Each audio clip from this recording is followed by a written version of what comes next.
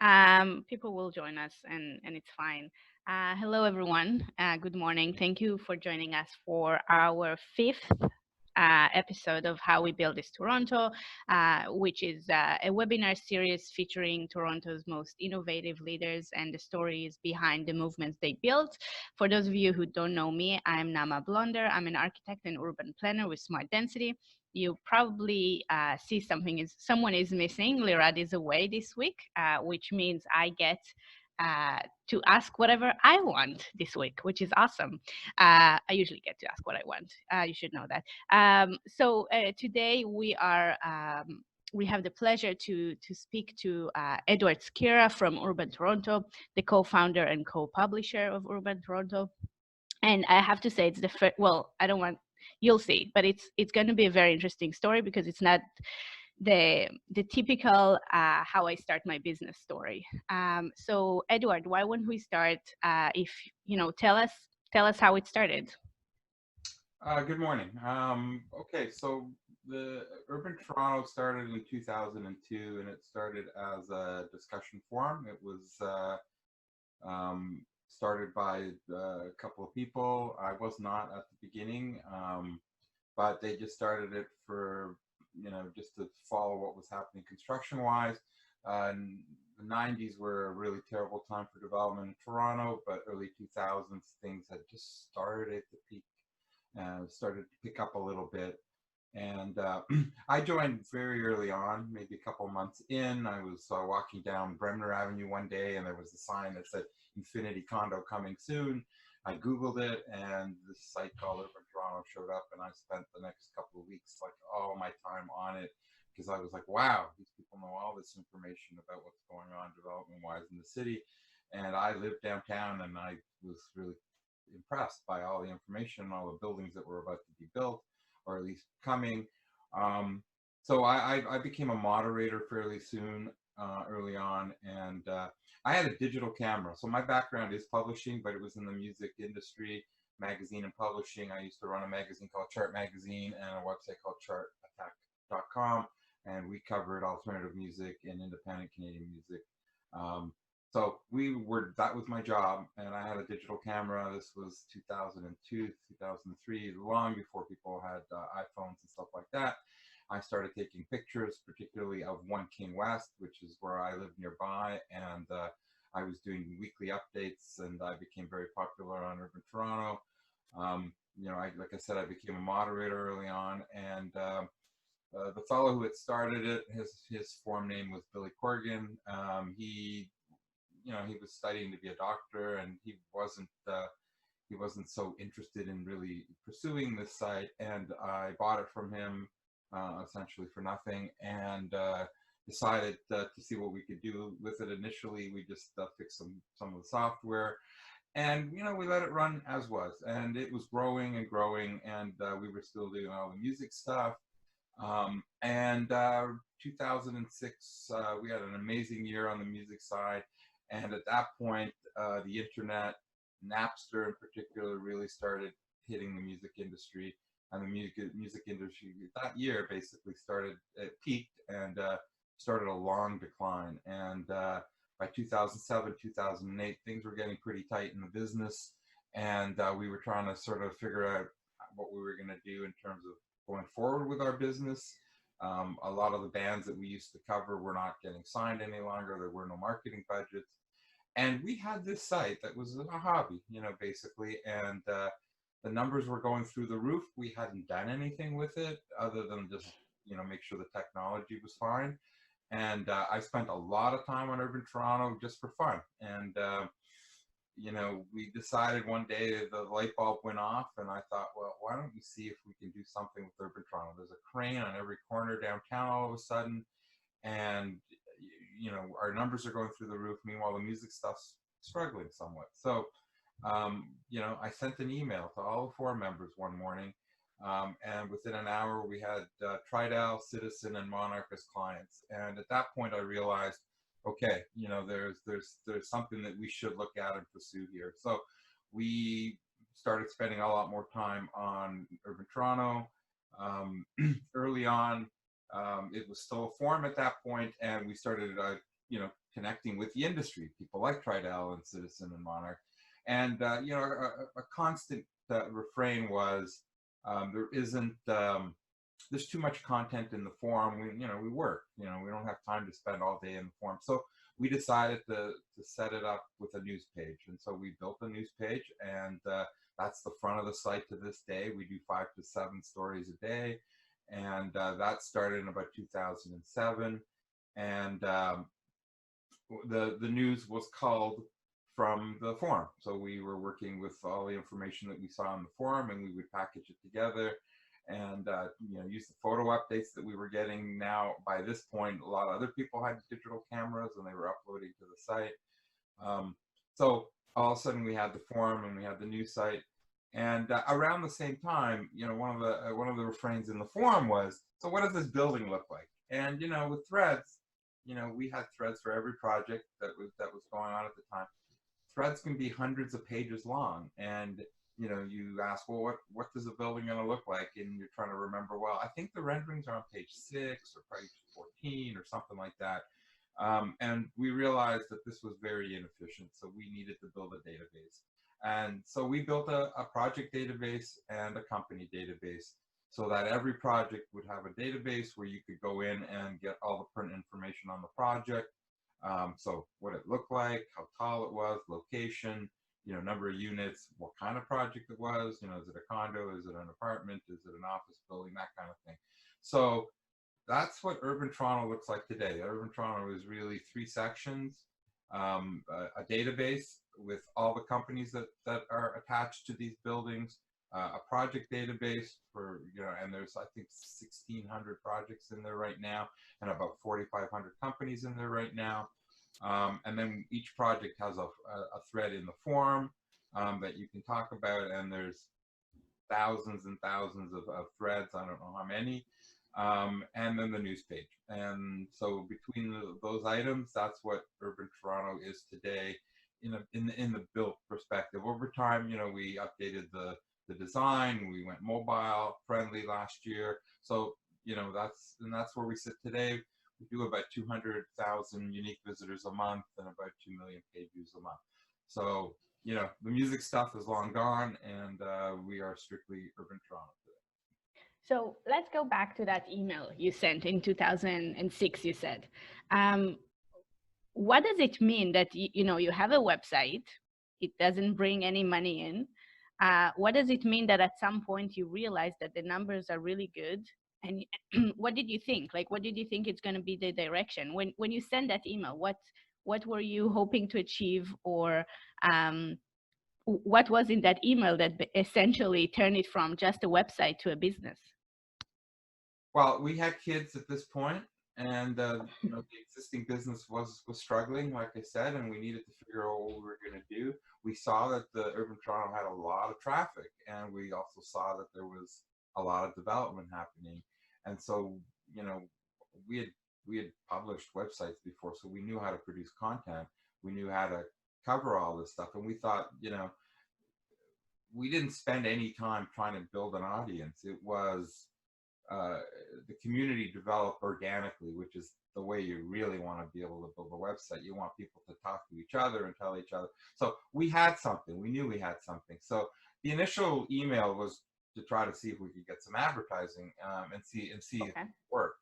And if nobody had responded, had we reached out, maybe we would have tried something else. But the fact that within an hour we had 3 major players on board said, okay, you know what, you got something here. So we very much at that point refocused on the site, and we started building a team, because at that point it was just me.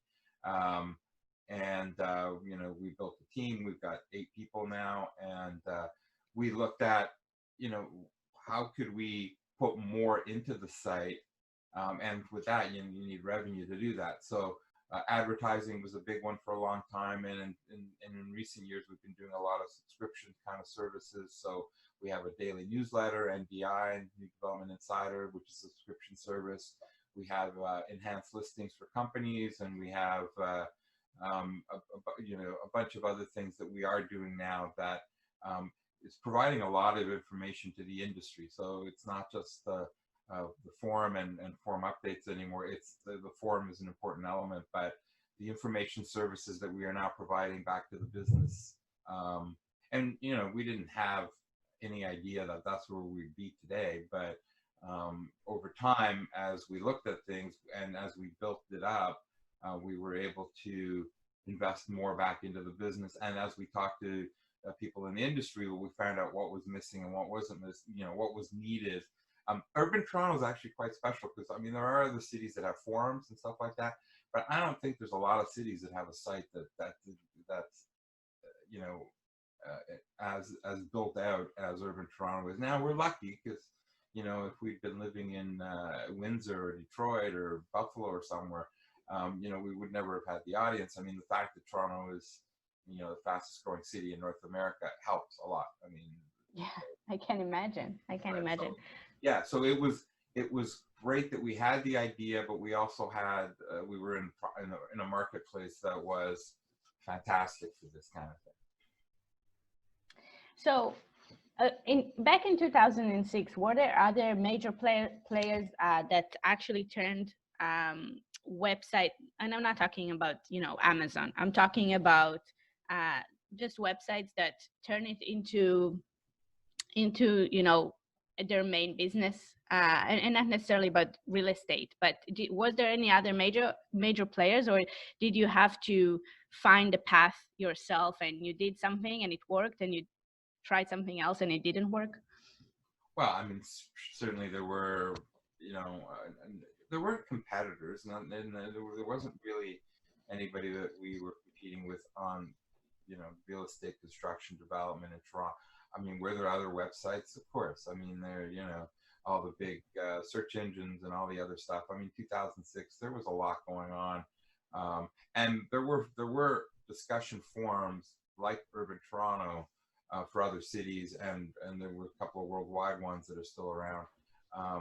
But what they didn't do is take it to the next level with the news and the database. So we took it. I mean, if it was just a forum today, it would still be a hobby because you can only you can only sell so many banner ads, and you're not going to have a team of 8 based on just Google AdWords or something. So that's not going to work. But yeah, and we because I already ran a news site with the music stuff, we already knew we knew what to do with that. We ran a magazine, we had editors, we had all that stuff in the past. So that was easy. I mean, I had the right skill set. We had the right skill set to bring it to this. How was it adopting from print, not quote unquote, actual printed magazines to online? And I think a lot of businesses are experiencing now with COVID. But how was it, the transition as a business? It was tough. I mean, we went online in 1996, so we were very early on with our website. But the web is very different. I mean, the magazine, the print magazine, did very well, and you could a full page ad, you would make a lot more money than you could on the internet. And major publishers today are seeing it. I mean, the Toronto Star and any, they're hurting, and we were sort of at the vanguard of that because we got hit earlier than a lot of other people. So as I said, 2006 was our best year, and it was because of our print magazine, and that got hammered, and because the music industry was one of the earliest ones to get really disrupted by the internet. If we'd been in the car business or in something else, even the business we're in now, print, even when we first started reaching out to companies, we ran into like a 50-50 almost split. You had 50% of the companies very enthusiastic and very seeing the internet and seeing the digital revolution as an important element, and they were willing to play along, and they were willing to explore it. And the other 50% did not want to talk to us. They did not like it.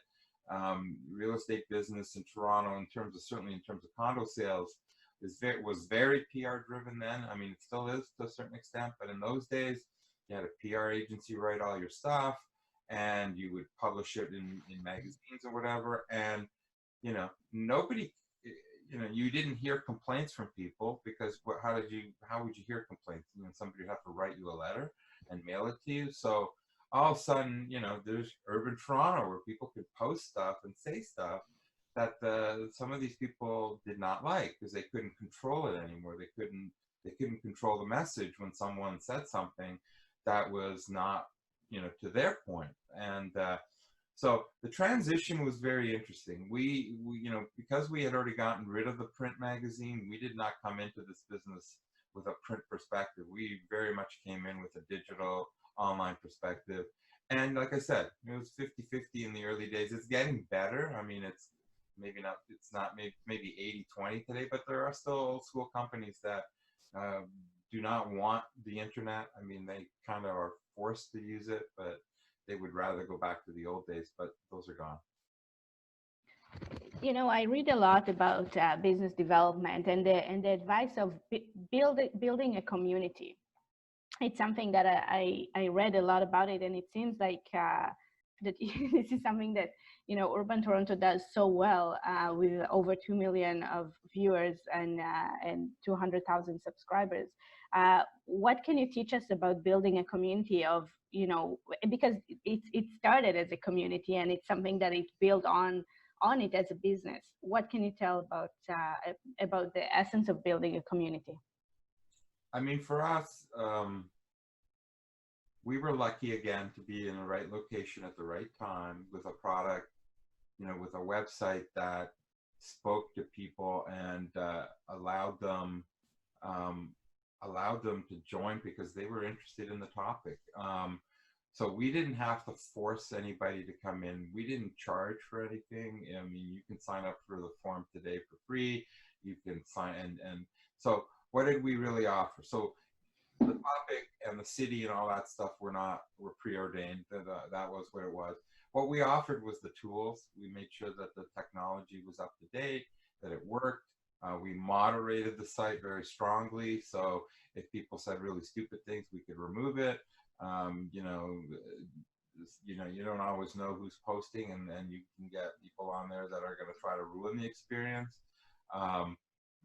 We let the audience kind of direct it in that sense, but we were very, very much looking at it and following it and making sure that, that it ran properly. And then when we started adding the news and the database, we were adding stuff that people wanted. And, if you lived at a certain location and you want to know what's going on in your neighborhood, well, we were able to give you that information. So, and we have a great audience, and particularly the 4 members that contribute, they're very enthusiastic. We have, hundreds and hundreds of photo updates a week, and it's like we could not do it with just me and the team. We have all these outsiders, and I don't know any of them really, or very few of them, but they are enthusiastic with what's going on, and so they provide a lot of the updates that we're able to then present to the world. So we give them a forum, and not just a capital F forum, but a small F forum to talk and do what they want to do. And again, we gave them the tools. We built all it around there so that you come to the site, it works. You can see what you need. You can find the information because we make sure that it's all there. That was our experience with building a community. And again, it grew on its own, but we've given it more reason to come back. Mm-hmm. Can we talk about having an online business that is 100% online? Because everything is so saturated. Just imagine it's not necessarily about even the real estate industry. Think about e-commerce. Think about platforms like Etsy, Shopify. It's just so everything is so saturated, and it's so hard to break the noise and stand out. What advice would you give to someone who wants to start an online business? So again, we were at the right place at the right time, the right thing. And if we were to if somebody was going to try to start a competitor to Urban Toronto today, it would be very difficult. Why would anybody leave Urban Toronto to go to this new site?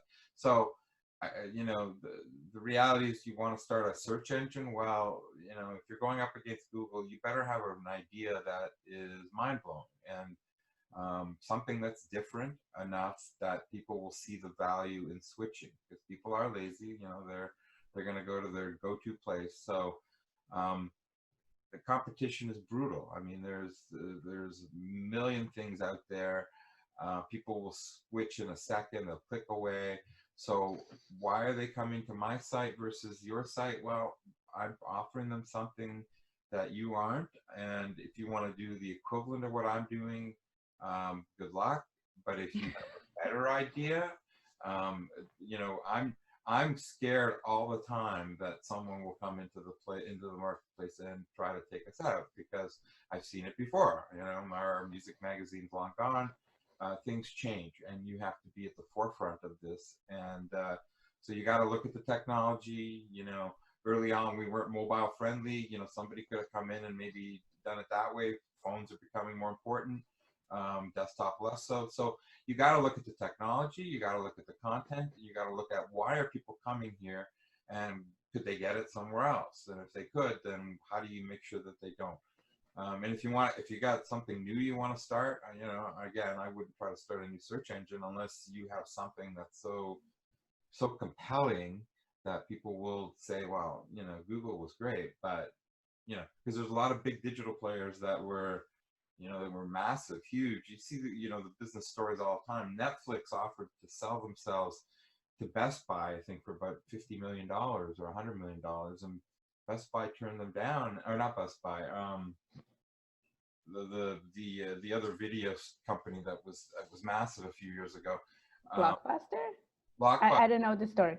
Yes. So Blockbuster, the Netflix people went to Blockbuster whenever it was 10, 15 years ago and offered to sell themselves for 50 to $100 million.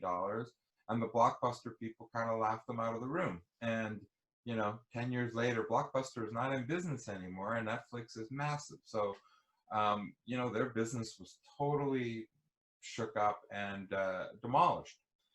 So I look at that all the time. Partially why we don't just look at ads anymore. We look at you know, information services. Um, that's a way of adding value to what we do, and people were more likely to stay. Whereas, you know, banner ads, you're chasing the bottom. I mean, the prices for banner ads go down and down, which means you need more volume, which means then, you know, all of a sudden you've got to start writing sort of clickbait stories that try to, so there are definitely websites that are in the city and elsewhere that are kind of competitors of ours. But they base everything on advertising. So they need a lot of volume traffic wise, which means they have to try to write sensational type stories that will burn people out. We do what we do. I mean, that's the thing. So I've always told my editors, we're not doing cooking, we're not doing music venues, we're not doing, you know, we are about construction, development, new projects in Toronto, you know, some and transportation, but built form, urbanism. That's it, you know, and we're not going to do anything else beyond that. And that, you know, we're not going to ever be Google size or anything like that, but we have a very strong niche that we can then work on. And that's what, you know, and our audience is going to get turned off if they come over and all of a sudden they start seeing restaurant reviews or something. I mean, it's not who we are, and there's no point in doing it. You said that you were one of the early adopters of mobile-friendly websites, and I listened to another podcast with she runs a PR firm, and she said one day this thing came up. It called Twitter, and no one, you know, was willing to give it a trial, and we were one of the early adopters, and they have now dozens of thousands of followers. Can you talk about adopting to trends? How you know which one is good to invest in, even if it's just time and effort, but how do you know which one is the would be good to invest in, especially in real estate? The industry is so low tech. Everything is just so low tech in our industry, which is so frustrating. How do you adapt, or if you want to speak directly to social media? Okay, so just to clarify, we were not early to mobile in terms of the actual main website. We took a little while.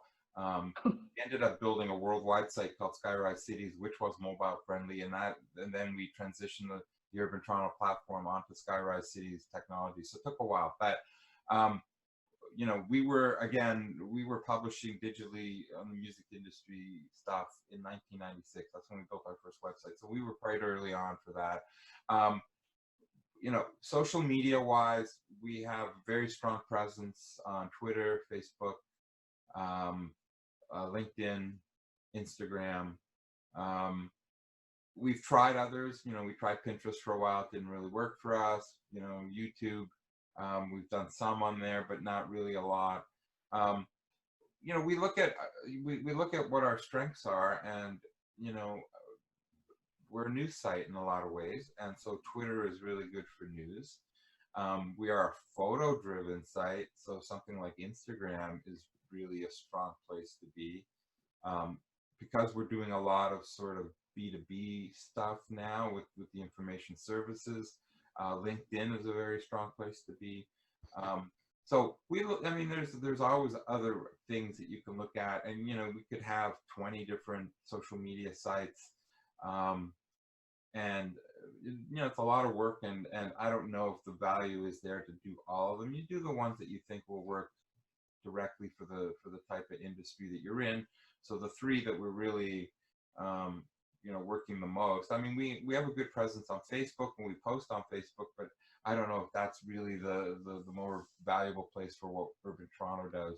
I mean, at the end of the day, social media is important, and we tweet out everything, and all the news stories that we do and all that stuff. But I really want people to come to our site, and because we are very specialized in what we do and we don't really compete with anybody in our niche, I would rather that they come to our site and spend the time there as opposed to having the eyeballs elsewhere. So we have a very good presence on all those sites. I think Twitter, we're 50,000 or plus, give it in that area, but and we do well with it, but our main focus is still our site.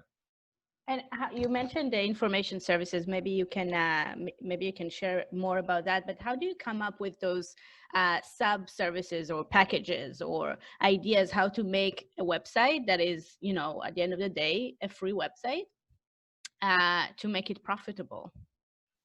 Right. So there's a lot of information on our site, a lot of information, and if you're in the business and you use the information, you can spend a good amount of time on our site trying to figure out what's going on. There's hundreds of projects happening right now. There are lots of them in the pipeline. So what we do is we take that information and we package it up and make it easier for people in the business to digest. So we have a thing called Growth to Watch For, and it's a series of 25 reports that we put out over the year, each one focusing on a specific area of the GA. You can find most of that information on our site. You can go City Hall website. You can go, I mean, if you want to do it yourself, you can find all that stuff. But, for $199, you can get all 25 reports sent to you, and then what's going on in every quadrant of the city, every one of those 25 areas. So, do you want to do it all by yourself? You don't have to. You don't have to. You can, we're making it easy for you for a relatively inexpensive price. We do a newsletter called New Development Insider. It goes out every morning, 7 a.m. And it comes with it's $99 a month, but we are taking all the information from the city website, from other places, and we compile it. And every morning you're going to get all the updates as to what's happening right now, what new applications went in yesterday, that kind of stuff. And, if you're again, a busy person and you're working on major projects, do you really want to do that yourself? It's inexpensive, relatively speaking, compared to the amount of time you would have to spend. So that's what we do. And, at the same time, we help promote companies. We have a premium membership for companies that they can sign up for a year, and they get their company profile promoted on our website. So for a relatively inexpensive amount, you can get, visible to our audience. We are building a new database that's going to be sort of a subscription service that you're going to be able to access all the information that's in our database in a very easy manner, and you'll be able to slice and dice all that information. And that's coming later this year. And again, for people in the business who need the information but don't want to really spend all their own time on it, it's a very inexpensive way to help yourself. So that's how we came up with those tools. Just taking all the stuff that's going on and making it manageable for people. Since 2005, can you think of one major challenge that you faced that was critical to the business and share how you overcome it? Um, an interesting one has actually happened in the last couple of years. And one of the reasons why we've been doing more of the information services is the business has been booming. And you would think, well, if the business is booming, the marketing will be booming. But a lot of the developers are selling so quickly that they're not actually marketing like they used to. I don't know what it's going to be like, with the pandemic, impacting sales and stuff. But previous to that, there were launches. They started, and within a week, they sold everything. And so, it did impact us a bit, from the advertising side, because they were selling too easily. So, more than a couple of years ago, when we started seeing this happen, and you would think, the business is booming, that they will be spending like crazy. Well, they don't have to. So we needed to figure out other ways of monetizing the site, and that's what we started doing with the information services. So that was one area that, you got to adapt, or you could sit there and try to hope that, they're going to come back. But if they don't, if they're selling so well, they don't need us, and they don't need other vehicles as well. So that was one of the things that is kind of interesting to me, at least. I I have a question from the audience that I think is very interesting, actually, from Mark. Thank you, Mark, for the question. If you've been thinking of ways to visualize the change in development projects over time, so loss of height, density, shift of units. Usually, it's shift of density, but is that something that you cover? Although, yeah. So, I mentioned when we started in 2002, development was just beginning. 1990s were terrible. I think at 2002, we had 7 or 10 buildings in Toronto that were higher than 500 feet. And that number has been demolished. I mean, I don't know how many there are now, but way, easily 100 plus. I mean, the development has exploded. So in the early days, when people, posted, oh, there's a new 20-story building going here, everybody was excited.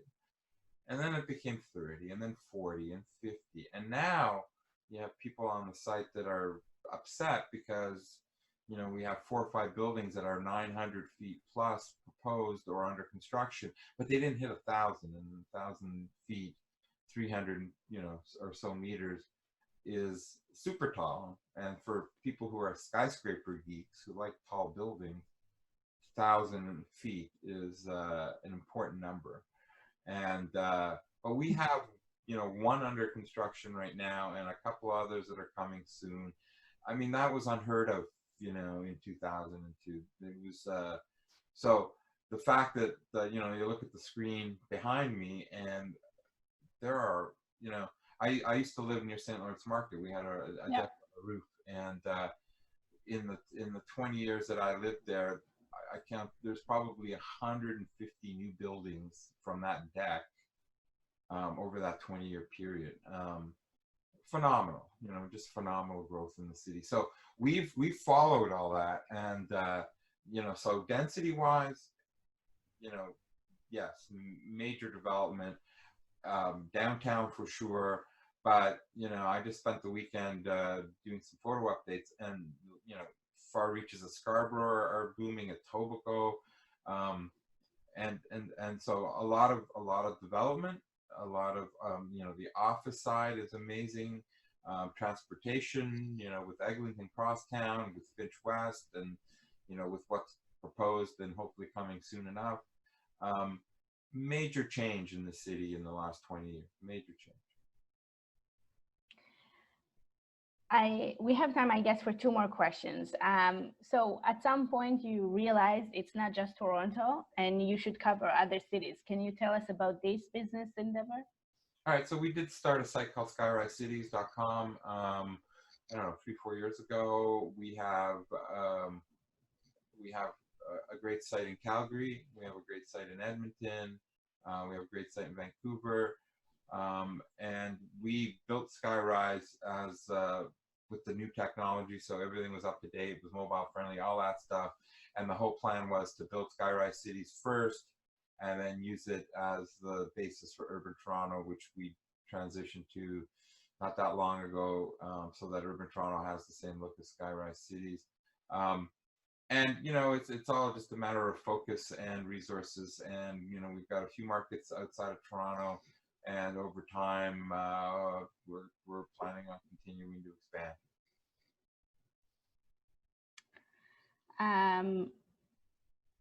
I'll ask you the last question that we ask all our guests. Can you recommend a book that you feel was influential on your business skills, leadership skills, as something that you can refer to and recommend to our audience?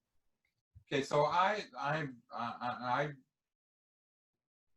read a lot of nonfiction. So I'm old school in the sense that I get the Globe and Mail and the Toronto Star every day. I've subscribed for many years, many decades.